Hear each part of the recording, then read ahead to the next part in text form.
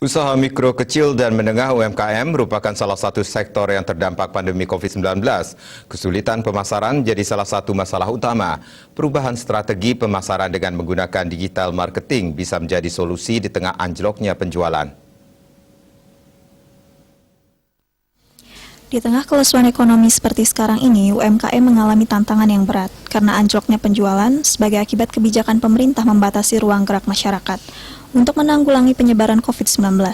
Kondisi ini juga diperparah lesunya perekonomian Bali. UMKM kini harus berjuang keras untuk memasarkan produk yang mereka tawarkan di tengah turunnya daya beli masyarakat. Menghadapi situasi ini, menurut akademisi Wayan Ruspendi Junaidi, UMKM harus mengubah strategi bisnis, khususnya strategi pemasaran untuk dapat meningkatkan penjualan.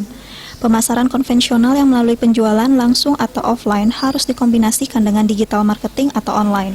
Pemasaran digital bisa dilakukan melalui e-commerce, marketplace, sosial media, dan sejenisnya. Pemasaran melalui digital media diakui memiliki banyak kelebihan dan bisa menjangkau konsumen dengan luas, lebih banyak dan lebih cepat.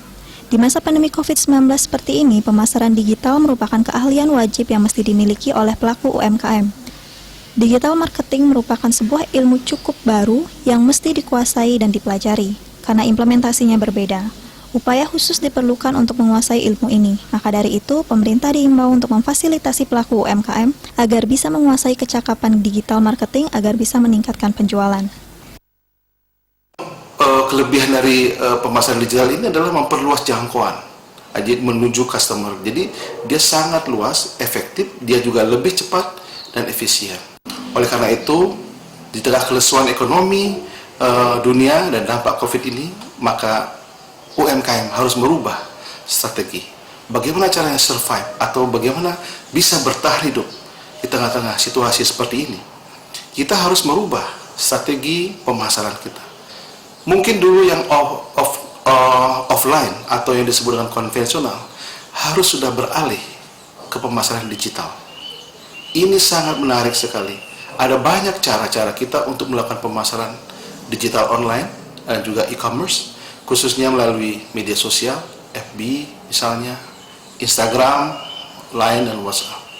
Saya kira ini membantu para usaha kecil menengah ini untuk bisa berinovasi meningkatkan penjualannya.